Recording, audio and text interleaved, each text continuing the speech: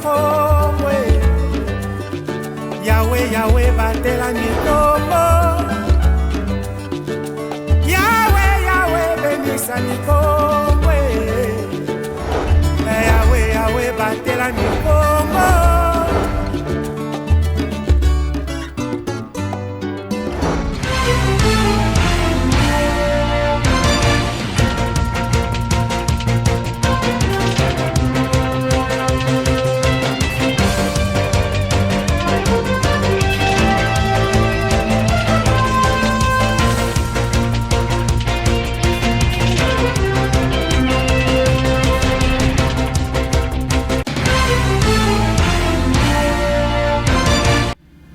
Mesdames et messieurs, il est temps de vous informer sur Ma Bannière Télévision.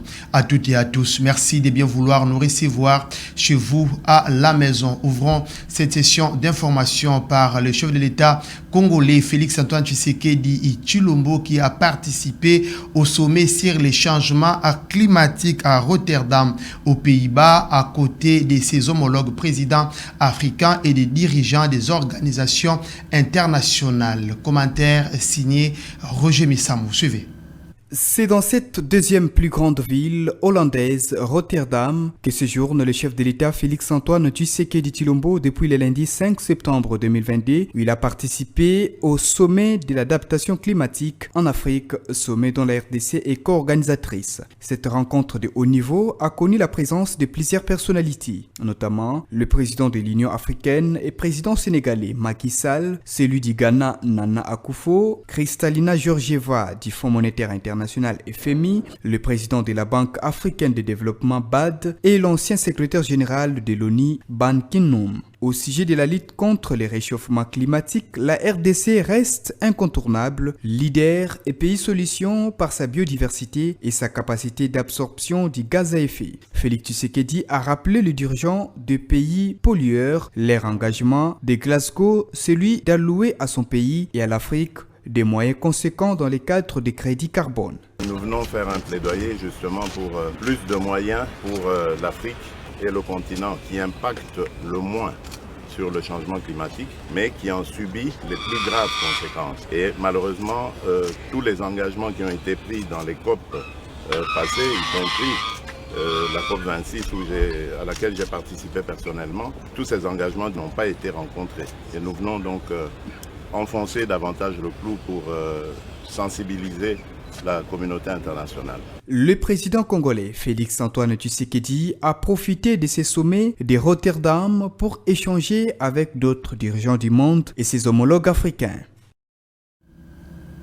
La rapporteure de la Commission électorale nationale indépendante, CENI, Patricia Nteya, séjourne au Corée du Sud pour superviser la production des kits électoraux commandés par la centrale électorale en prévision de la révision du fichier électoral. Mamine Bodi nous en dit plus.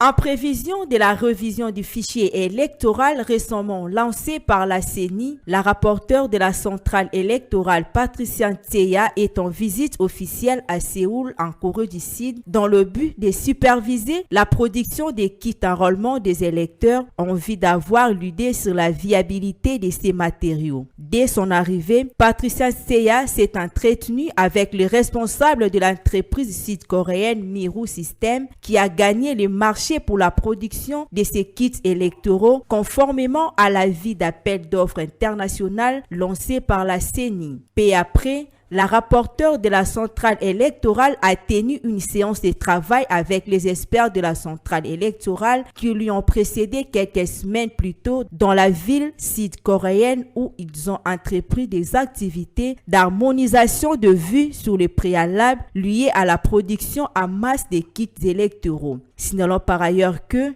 le président de la CENI, Denis Kadima, a dans le même cadre échangé avec la chargée d'affaires de l'ambassade des États-Unis, Stéphanie Miley, qui a réaffirmé l'accompagnement des États-Unis au processus électoral. Après nomination de membres sur ordonnance présidentielle au sein du conseil d'administration de l'autorité congolaise des réglementations pharmaceutiques, Le membre du bureau du conseil de l'ordre des pharmaciens s'est réuni à Kinshasa le lundi 5 septembre 2022. Il déplore l'absence de ses membres au sein de la COREP. Plus de détails avec Fallon Ikenge. Suivez.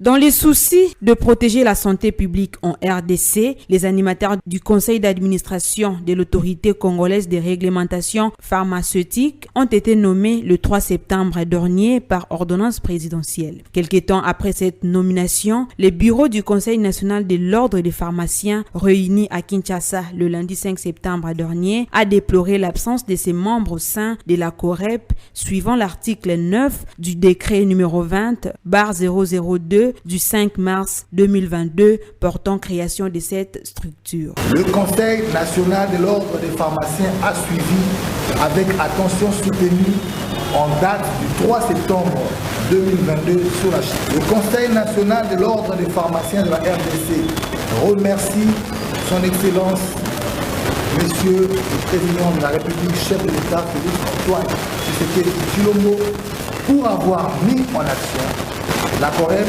que les pharmaciens congolais attendaient depuis près de 10 ans. Le Conseil national de l'ordre des pharmaciens de la RDC tient à informer l'opinion nationale que les mandataires nommés comme membres du conseil d'administration au sein de l'établissement sus-évoqué ne correspondent pas à la composition telle que dispose l'article 9 du décret numéro 20/002 du 20 mars 2020 portant création, organisation et fonctionnement d'un établissement public dénommé Autorité congolaise de réglementation pharmaceutique sensible à COREP, qui répond un représentant de l'ordre des pharmaciens parmi les 5 mandataires. Le Conseil national de l'ordre des pharmaciens de la RDC réclame réparation pour ces préjudices que la communauté des pharmaciens congolais a subis. Notons que la COREP est un établissement public qui a pour objectif de contribuer à l'accès universel de la santé des Congolais, un des programmes du chef de l'État en veillant à la mise des produits médicaux de qualité et efficaces sur le marché. Jour pour jour, mesdames et messieurs, il y a de cela 25 ans depuis que le fait président de la République démocratique du Congo, à l'époque Zaïre, est décédé, le maréchal Mobutu Araba au Maroc. Plus de détails dans ces télémas que vous propose la rédaction de Mabanière Télévision. 7 septembre 1997, 7 septembre 2022, 25 ans déjà, depuis que mourit l'ancien président de la République, Joseph Désiré Mobutu Araba au Maroc. Après plusieurs mois de la maladie du cancer de la prostate, appelé affectueusement roi du Zaïre par la population, le maréchal Mobutu a régné pendant 32 ans à la tête de la République démocratique du Congo, Zaïre à l'époque, soit du 24 novembre 1965 au 17 mai 1997.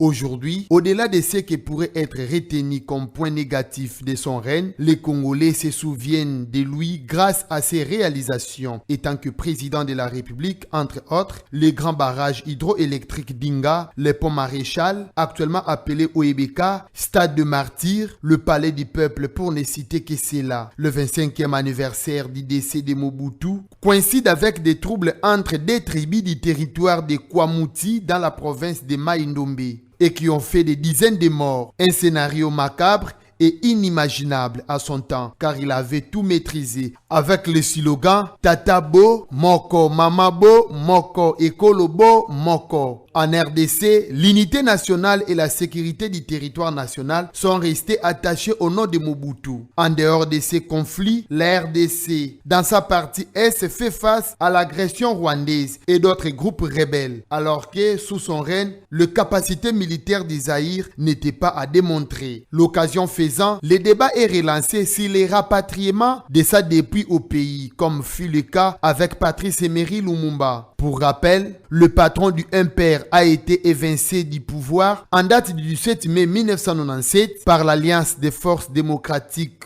pour la libération du Congo, AFDEL en sigle. Le maréchal Mobutu est allé mourir au Maroc où il repose jusqu'à ses jours. Mesdames et messieurs, parlons sport. On va déboucler complètement cette session d'information. Les sélectionneurs nationaux des Léopards de la RDC a rencontré le président intérimaire de la Fédération congolaise de football, FECOFA, Donatien Tshimanga. C'est mardi 6 septembre 2022 pour une communication importante qui cadre avec la sélection nationale. Rivantiala pour plus de détails. Suivez. Le technicien français et manager sélectionneur de l'équipe nationale senior messieurs de la République démocratique du Congo, Sébastien Desabre, s'est entretenu ce mardi 6 septembre avec le président intérimaire de la Fédération congolaise de football association, Donatien Tshimanga. Les échanges ont tourné autour de plusieurs sujets capitaux, entre autres sur les dates fixées pour les rencontres amicales internationales le 23 et 27 septembre prochain contre le Burkina Faso et la Sierra Leone, mais aussi faire part au numéro 1 de la FECOFA, la composition de la liste de son staff technique composé de 20 membres au total. En sa qualité de manager sélectionneur principal des Léopards, Sébastien Desabre sera secondé de Raphaël Amidi comme premier adjoint et de Pamphile Miayo comme adjoint numéro 2 de la sélection nationale. Plusieurs autres anciens léopards font leur apparition sur la dite liste, tels que l'emblématique ancien gardien du tout-puissant Mazembe Anglebert de Lubumbashi, Robert Kidiaba Mouteba comme préparateur des gardiens, Marcel Mayala au titre de secrétaire, Serge Bagueta Dikilou comme intendant, Lofo Bongeli et Patrick Apataki au poste d'agent de sécurité numéro 1 et 2. Sébastien Desabre a annoncé au cours de cet entretien la publication de la liste des joueurs retenus pour le jeudi 15 septembre 2022 via les sites de la Fédération congolaise de football pour les prochaines dates FIFA. Fin de cette édition du journal. Mesdames et messieurs, merci de l'avoir suivi et bonne suite des programmes sur les antennes de Ma Manière Télévision. D'ici là, portez-vous bien et surtout, au revoir.